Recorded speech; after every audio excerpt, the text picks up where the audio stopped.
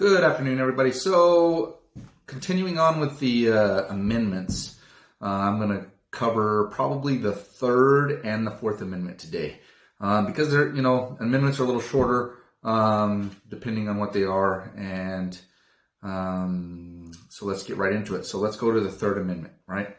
So the Third Amendment of the United States Constitution says, "No soldier shall in time of peace be quartered in any house without the consent of the owner, nor in time of war, but in a manner prescribed by law." So think about that for a second, okay?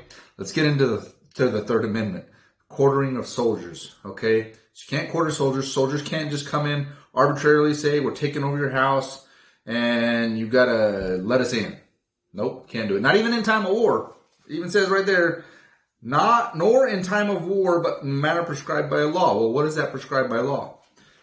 The only way they can do anything is with what? How can they come into your home with what? A warrant, right? They got to get a warrant. So they got to go to a judge and get a warrant in order to be able to take your home.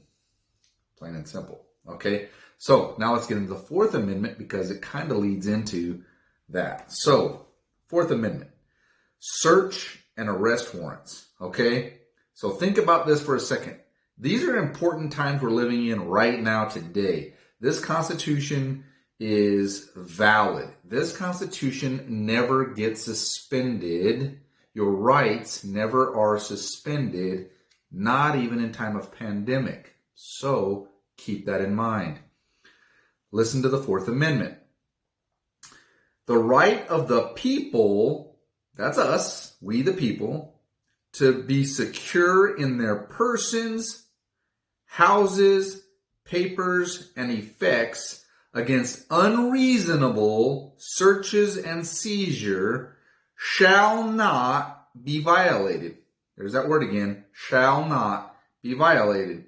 And no warrants shall be issued but upon probable cause, supported by an oath of affirmation, and particularly prescribing the place and to be searched and the persons and things to be seized. So think of that for a minute, the Fourth Amendment. Just think of how this relates to a lot of stuff that's going on right now. So, you should be able to be secure in your person, walking around and about, going about your business, right? Your house, your papers and effects against unreasonable searches and seizure. Think about this for a second. Unreasonable searches and seizure. So let's just take a business, for instance. Okay? A business decides to stay open. Okay? So a business decides to stay open because of the pandemic that's going on. And the government seizes that business by forcing them to close. Think about this for a second. The government forces them to close. That's an unreasonable seizure of that business. Okay? Because there's been no oath of affirmation getting a warrant to close that business down. Absolutely none. So, and upon probable cause, what probable cause do they have to close this business down? What is their probable cause to close the business down? What is the probable cause to seize that business or that business owner from operating his business? Or in some cases, some of these states that have these stay-at-home orders and basically telling you have to stay put. Where's their warrant to establishing probable cause? Where's the warrant and the oath of affirmation that officer took, the oath of affirmation that they took to be signed and that warrant issued, right? Places to be searched or seized, the things to be seized, or the persons. Now, think about that. So if you're a person and you're being seized or you're being you're not being allowed to move about like you're supposed to, you're being seized, by the way. If you're being stopped by law enforcement and you're not free to go, you're being seized. Okay? So let's take a basic traffic citation. Just a basic, everyday traffic citation. If you have received a traffic citation, you have been arrested. Okay? You've been arrested. Why? A traffic citation or a misdemeanor citation is a citation in lieu of an arrest. That's why if you don't sign the citation, you go to jail because the citation is in lieu of an arrest. Okay? It's usually an arrest. It's a misdemeanor that happened in the officer's presence, which they can make the lawful arrest to do so. With the probable cause is in the citation. Okay? What was the probable cause? It was speeding. What was the probable cause? It was running a stoplight, whatever the case may be. But there's an oath of affirmation on there, right? They're signing it. They're telling you this is what you have to do. But think about this for a second. Think about the way that this is, the Fourth Amendment applies to today, okay?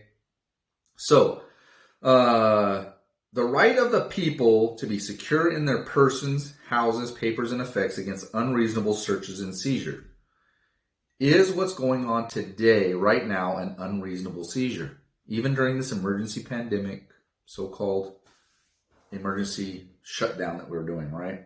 So, is it a reasonable seizure to shut down businesses? That's a seizure. They're seizing that business and they're not allowed to operate. They're seizing it without an oath of affirmation or probable cause.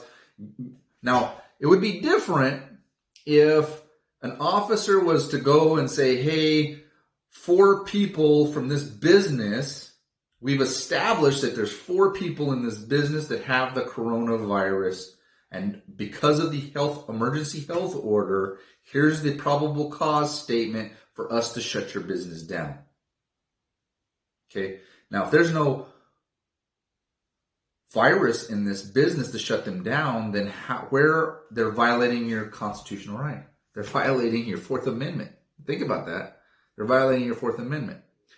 So there's no probable cause at all, right? So this is the Fourth Amendment. Now, I'm going to go ahead and cover the Fifth Amendment because it's a short amendment as well, and it's important, and it kind of goes along with what we're talking about. No person shall be held to answer for a capital or otherwise infamous crime unless on a presentation or indictment of a grand jury, except in cases arising in the land of naval forces or in the militia when in actual service in time of war or public danger. Okay?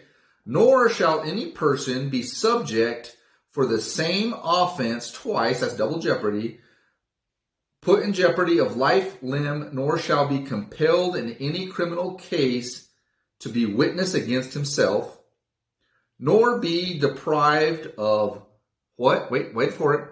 You shall not be deprived of life, liberty, or property without due process of law, nor shall private property be taken for public use without just compensation. So, let's look at that for a second, the way things are going right now. Let's say the law enforcement come in and shut your business down. The state, according to this, right? One, they didn't do it with probable cause, so they did it wrong to begin with. Second, they have to give you just compensation. Okay? It says right there, just compensation. So, let's go back. So, the Fifth Amendment, everybody hears, I plead the Fifth. You don't have to incriminate yourself. If you did something and they ask you something, you plead the Fifth, and, that's basically your right to remain silent, right? Your Miranda versus Arizona, come out, right? Fifth Amendment. Plead the Fifth. You don't have to say nothing. It's your right to remain silent. Okay? Now, let's go to right here. You shall not be deprived of life. How do you make a living? Right? You lost your job. Because why? What's going on? Liberty, your freedom to move around and do what you need to do. This is a free country. Or property. You can't even go to your place of business right now. So are you being deprived of your Fourth Amendment? Are you being deprived of your Fifth Amendment? Good questions. So on this lesson, what I want you to do is, are what's going on right now, are you being deprived of some of these liberties that are in the Constitution? Think about that. Think about what the Fourth Amendment, the Fifth Amendment, and we're not quartering any troops, but I mean, kind of go in from quartering troops, and then you go into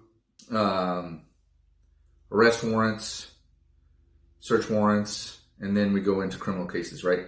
So, but let's think about this. So, is there a infringement on our civil liberties going on right now at this time, right?